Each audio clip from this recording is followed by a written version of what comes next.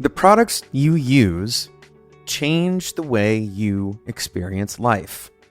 Sometimes in small but meaningful ways, other times in drastic ways. And especially when you're using a product day in and day out, when you're using a product in really critical moments, those products, the way they're designed, can have ramifications. Not in a fear-mongering way, but in an opportunistic way. Today, this is what we're going to be talking about with our guest, Dominik Zane. Dom started Around, go and check it out, around.co, where he created a unique take on video meeting software. We talk about some of those unique design decisions that Dom and his team are making to address some of the issues that we all have experienced to some degree when using this kind of meeting software. This is especially important as we continue to see remote work become the status quo for many large organizations. These kinds of pieces of software are not just used in the gaps anymore. Sometimes, and this is certainly true for me, they become a critical primary tool in your tool belt. So I'm excited to talk to Dom today about how he made Around a little bit different. Before we get into that, I want to take a brief moment to remind you about the Developer Tea Discord community. If you would like to discuss episodes that you've heard of this show, maybe you have questions about a stage that you're in your current career path, maybe you're not even an engineer, but you'd like to discuss the topics that we talk about on the show, or something that is in keeping with this kind of discussion, you are more than welcome to join the Developer Tea Discord, and I'd love to have you. It is a community of like-minded engineers and some non-engineers, product owners, engineering managers like myself, and we talk about all kinds of things. We have a book club.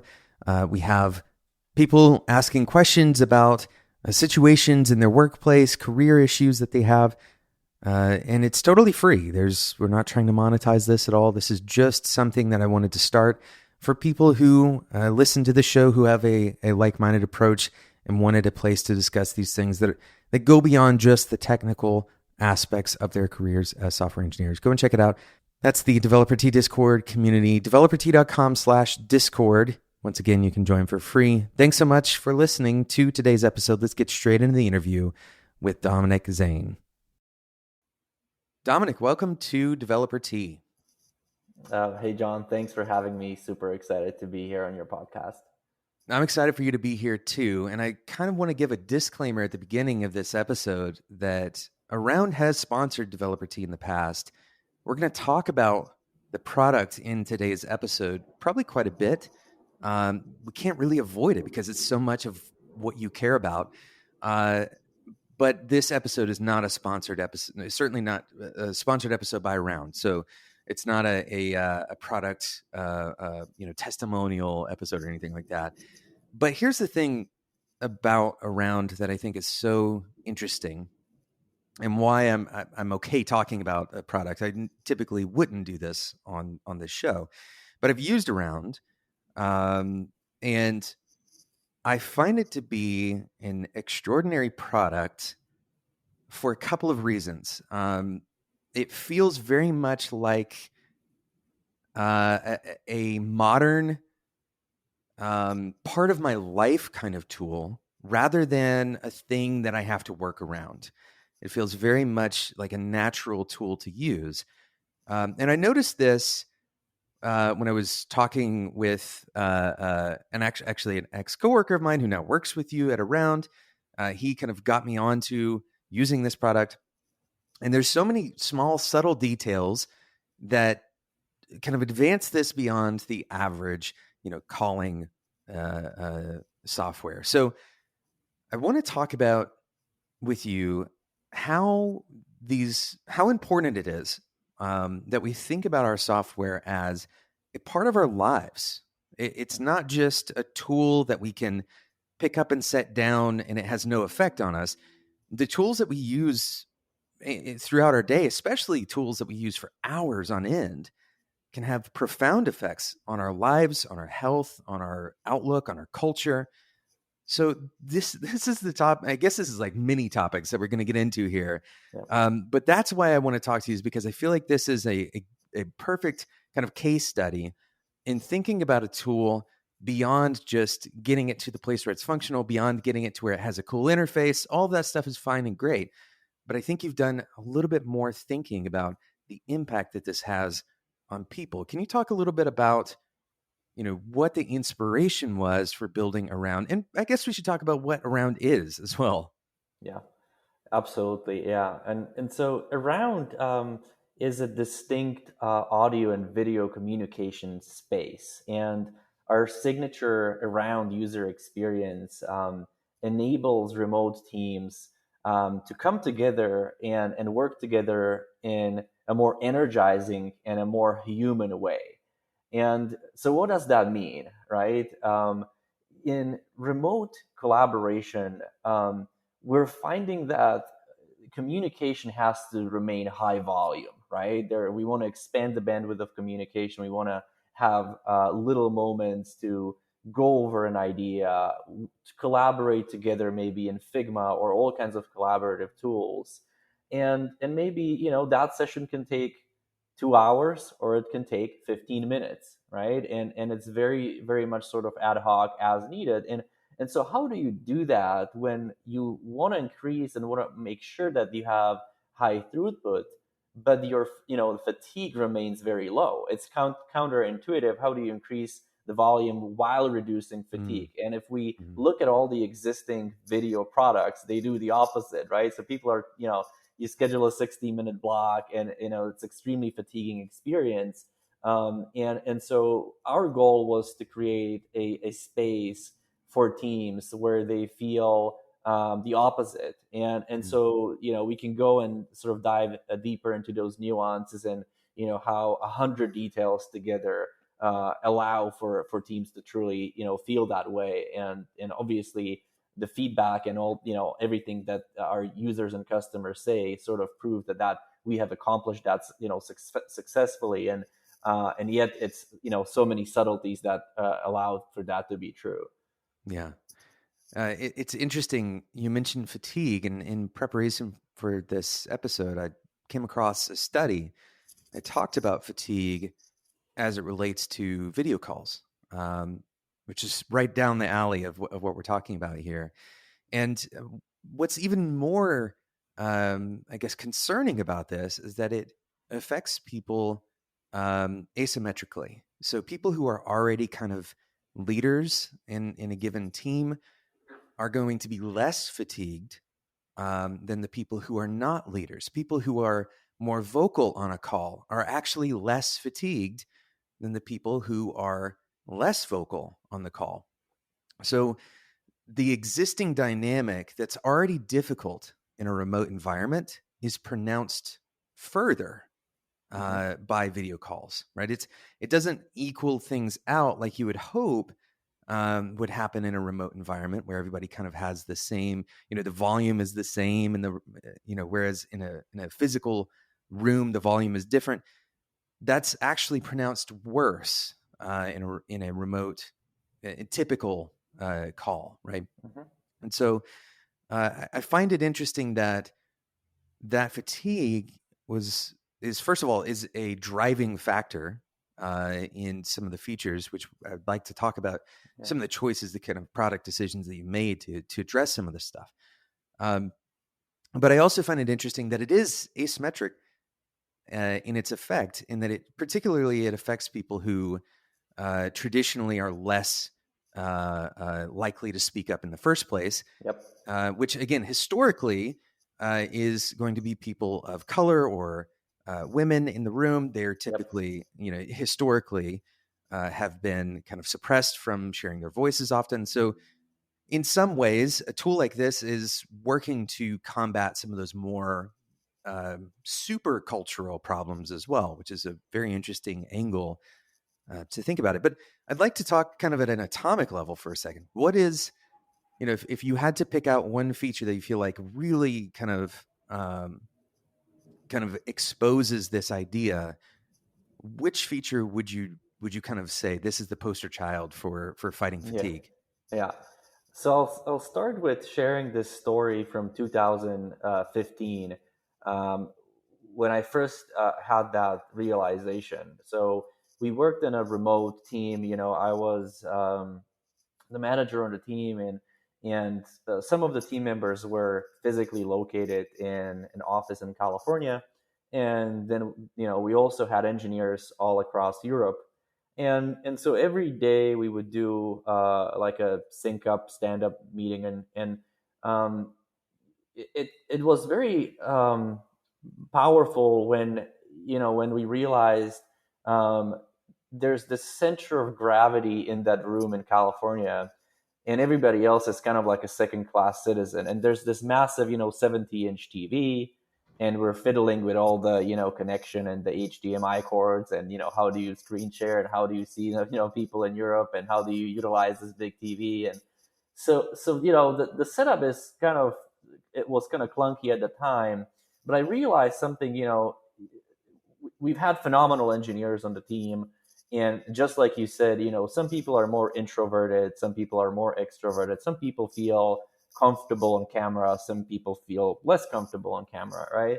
And so I'm sitting there in that room, and I'm trying to, as a manager, I really focused on ensuring that the greatest people provide their thoughts, opinions, and input, and that we're working on the right things. And I'm looking, at this massive 70-inch TV, and there's like these tiles of basically like a grid view of our engineers, and I wonder, how do they feel, being a little sort of rectangle on a 70-inch TV, knowing that that's how they're appearing to us, and us also in that room looking at them.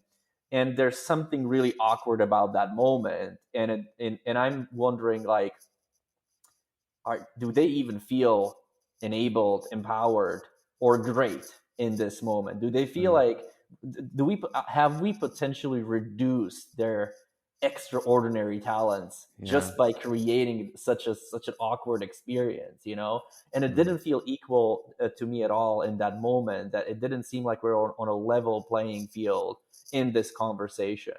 And I started really worrying about that, and so then I was thinking, and that was some of the motivation for starting around, which mm, was, can we remove these strange and awkward moments in a way that everybody in that call, whether that's a fully remote setup or hybrid remote setup, feels a lot more included and sort of on the level, equal sort of playing field with how they're showing up.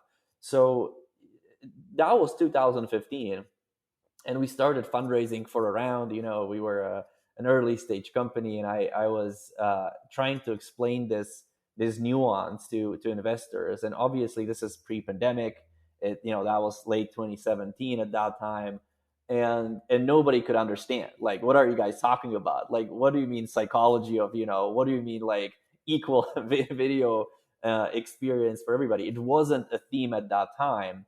mm, And so, obviously, in a post-pandemic world, we're now realizing much more that those details matter. And so around this, this signature, or maybe this set of key principles in around, is that we're bringing everybody into an experience that, no matter how you're physically located, whether some portion of the team is one physical space or in a room, or some people are remote, they're all displayed equally. Everybody's on their own camera. We've created this very sophisticated audio technology that eliminates the traditional echo problems when you have multiple devices in one space.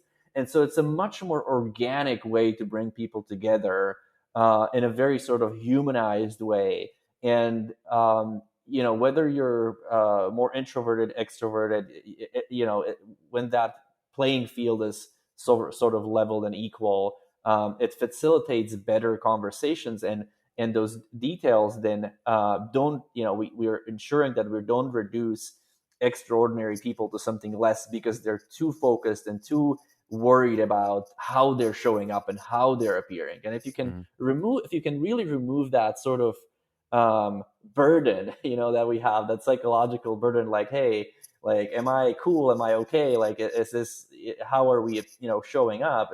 If we don't have to think about that piece anymore, then naturally we can devote more of our talents and skills to the task at hand, and be better and much more effective, at teamwork.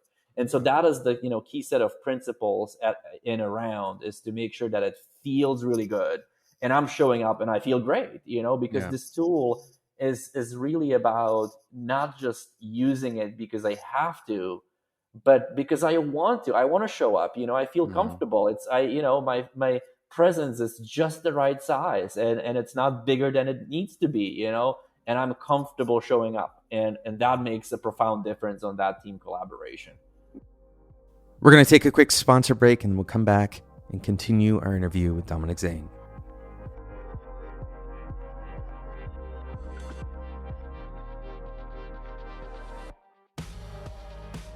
Developer T is thankful for support from Retool. After working with thousands of startups, Retool noticed that technical founders tend to spend a lot of time building internal tools. This probably isn't a surprise to you, which means they spend less time on their core product. Once again, probably not a big surprise. So Retool built Retool for Startups, a program that gives early stage founders free access to a lot of the software that they need for great internal tooling. The goal is to make it 10 times faster to build the admin panels, the CRUD apps, the dashboards that basically every early stage team needs. They've bundled together a year of free access to Retool with over $160,000 in discounts to save you money while building with software commonly connected to internal tools like AWS, MongoDB, Brex, Segment. You can use your free Retool credits to build tools that join product and billing data into a single customer view, tools that help non-technical teammates read and write to your database, or even tools that convert manual workflows into fully featured apps for your team. And so much more is available. Retool gives you a head start with pre-built UI components, integrations, and other advanced features that make building from scratch much faster. To learn more, head over to retool.com/startups. And if you'd like to let them know that you're coming from Developer T, head over to retool.com/startups/devt. That's retool.com/startups/devt, DEVTEA. Thanks again to Retool for their support of Developer T.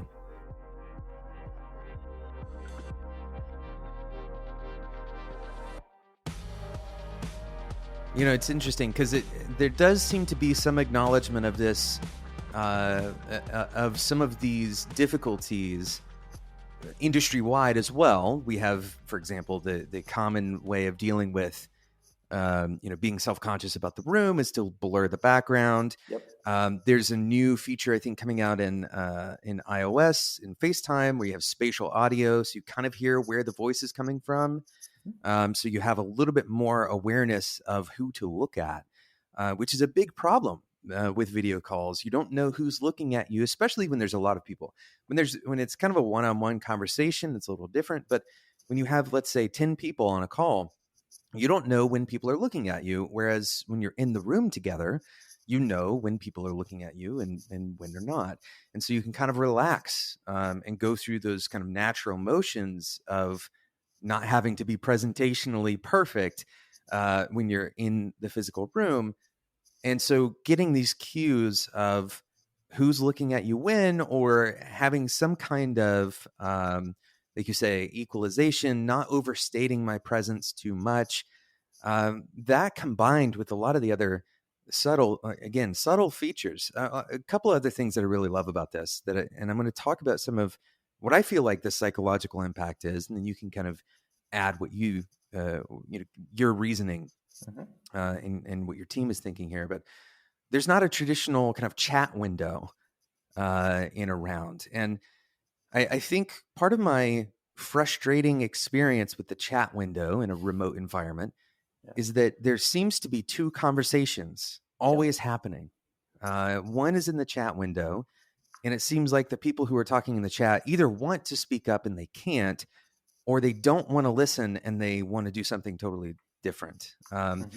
That's not to say that there's never useful things, but a lot of the time it seems to be two parallel conversations, and it can cause some kind of awkward moments Hmm. in the meeting itself. And so instead, the way Round handles this is as you type, what you're saying shows up beneath you, almost like you would in a conversational environment where there's some primary kind of conversational narrative, and then there's people who are kind of chattering around. You can't really do that in the audio space, but you can do it in the visual space. Hmm. So there's kind of the interesting decision to put that text right there at the bottom of my face, give people a chance to read it, and then I can clear it. Yep.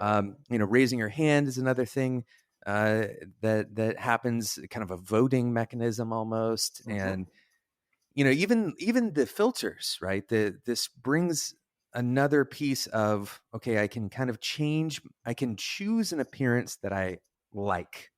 Hmm. I don't have to try to move around in my house. For example, Yeah. I can change my filter to a point that it like, oh, that's pretty cool. I like that. Okay, cool. And all of this has combined to the times that I've used around. I actually like, it was very weird. I looked forward to using it, Yeah. which is a bizarre thing for something that we otherwise would consider a utility tool, right? It's and I remember feeling this way in the early days of other products, like for example, Slack. I Hmm. remember being excited to open Slack because it had changed the landscape of communication in those early days. I've kind of gotten used to it now, but I have that same kind of emotional response to this tool. So I'd love to know kind of what you think about some of the other decisions in around, and how, maybe more broadly, how can we apply these ways of thinking? What are maybe the cardinal sins Yeah. um, of running a bad remote meeting? Because quite honestly, you can still run a bad remote meeting in a round, Yep. right? You can still screw it up here. There's deeper principles at play, and I'd love to talk about those a little bit with you. Absolutely, and all the things that you've mentioned, we've put a lot of thought and thinking into that. And chat is a great example of how it immediately disrupts your train of thought as you're speaking and seeing some chat message, right? And Hmm. so I think, as you said, a lot of companies are innovating right now with technology, and uh, what I'm seeing is, um, it's not. It's not just bringing these ingredients and placing them in the product. That's not necessarily a successful formula. I think it's all about creating a great recipe, from all these ingredients. And so I think we're gonna see a lot of interesting ideas, but not necessarily put together in a thoughtful way, right? Yeah. And that's what we're trying to accomplish with Around, is to really think like, how do these tiniest subtleties make sense together? And that's why we have a different approach to chat, for example, so that it doesn't disrupt your thought and or train of thought. And I think a great example is, maybe when we first, all of us, saw the first iPhone, and that we saw that magical moment, and you kind of like swipe to unlock, and there's probably like 100 ways to unlock a phone. And imagine 2008, this was a novel concept, right?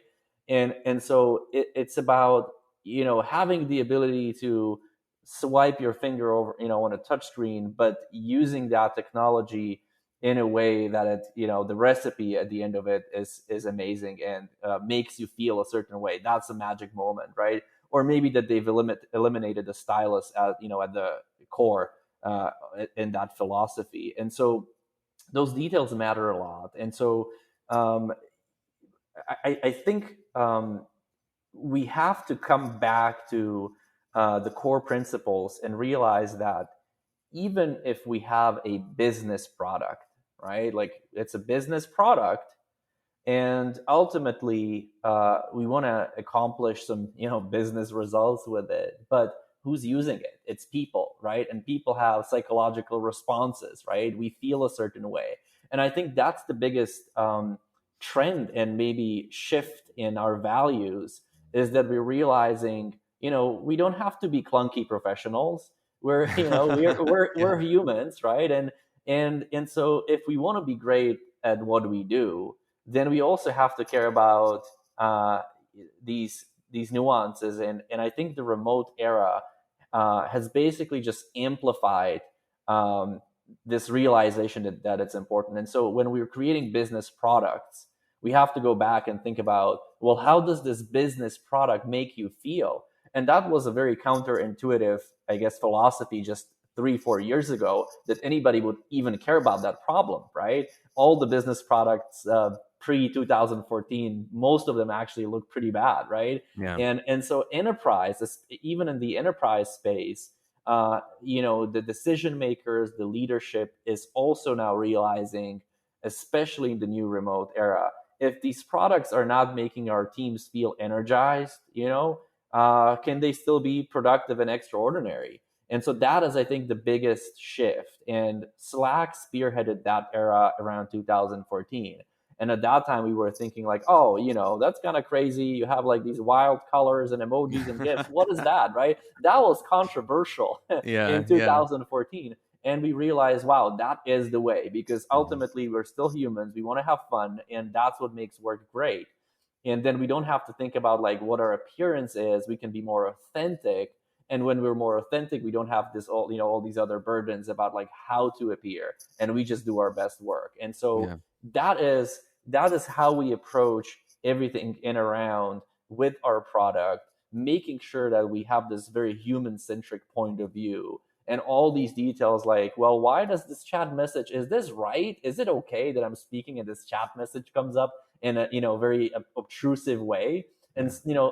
and it seems like very it seems like a simple thing to consider, but there's a hundred of these things that we have to consider one by one. And that's what I come back to, this idea that you may have the ingredients, but do you have the right recipe? Yeah. And that's what we focus on. Yeah.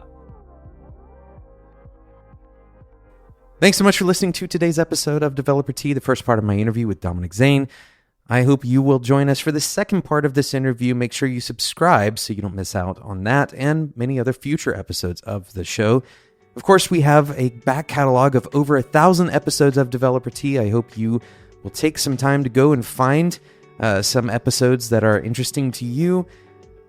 Thank you again to today's sponsor, Retool. Head over to retool.com/startups to get started today. You can also head over to retool.com/startups/devt if you'd like to let them know that you're coming from this podcast. Thanks so much for listening, and until next time, enjoy your tea.